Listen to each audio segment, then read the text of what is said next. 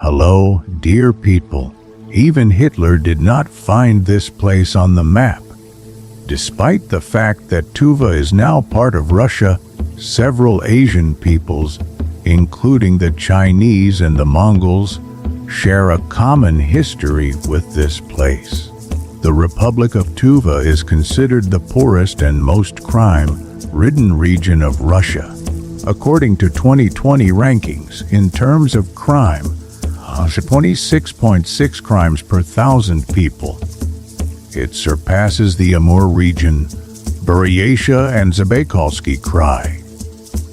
Therefore, it rarely occurs to a tourist to spend their vacation there or go to Tuva for the holidays. Despite the fact that Tuva is now part of Russia, several Asian peoples, including the Chinese and Mongols, have a shared history with this place. Today, upon arriving in this region, it is hard to believe that you are at home. Locals do not speak Russian everywhere, and a European appearance is regarded with suspicion in some towns. Traveling to the Republic is complicated by the fact that transportation is quite problematic. There are practically no car rental companies. Hitchhiking can be dangerous, and the railway line, whose construction began 10 years ago, remains a project. Nevertheless, Tuva is truly worth visiting. Despite all the differences, the locals are happy to meet tourists, and common stereotypes disappear as soon as you enter the territory of the Republic. The landscapes of mountains and steppes, unusual traditions, and distinctive culture make the traveler forget everything they have heard before. Meeting shamans, celebrating the Eastern New Year according to Tuvan customs, ruined Soviet factories, salty tea offered by nomads, and camel riding. All of this can be experienced without leaving Russia. One of the most striking attractions of the Republic is its nature. The fantastic hilly landscapes that accompany tourists along the main highway of the region can easily compete with neighboring Mongolia and even winter Iceland. By the way, mountains occupy about 80% of Tuva's territory, while the rest consists of flat steppe areas. Due to its remoteness from seas and oceans, the climate in the region is sharply continental. Winter temperatures can drop below -35 degrees, and in summer, on the contrary, rise to +30. But it is almost always sunny, and precipitation is rare. Tuva is the youngest region in modern Russia. It joined the Soviet Union only in 1944, and before that it was part of Mongolia, China, and even for some time had the status of an independent republic.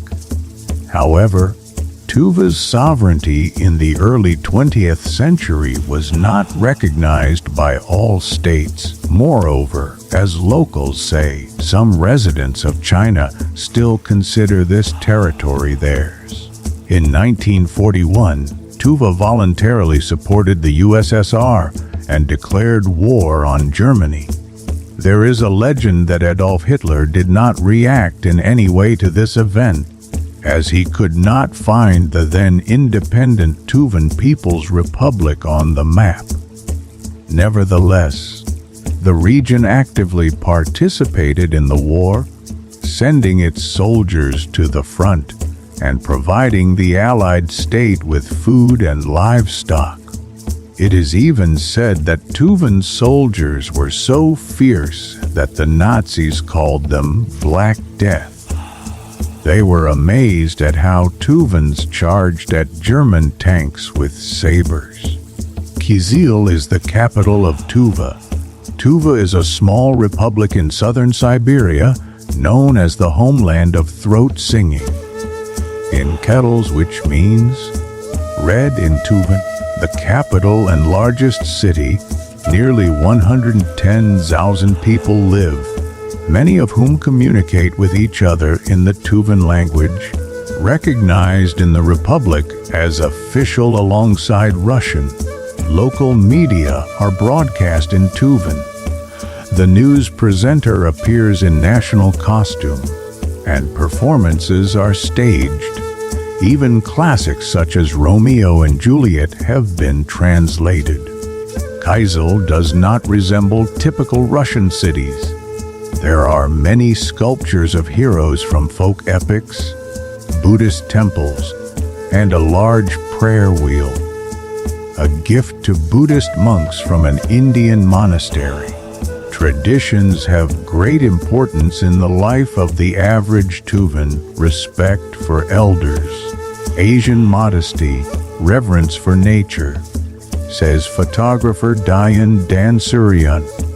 Now the national holiday Shaga is approaching, and on the streets you can easily see people proudly wearing national clothing.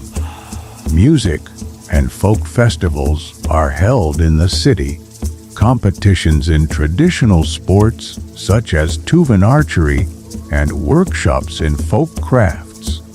Although Buddhism and shamanism are widespread among Tuvans, locals also show respect for Orthodox Christianity.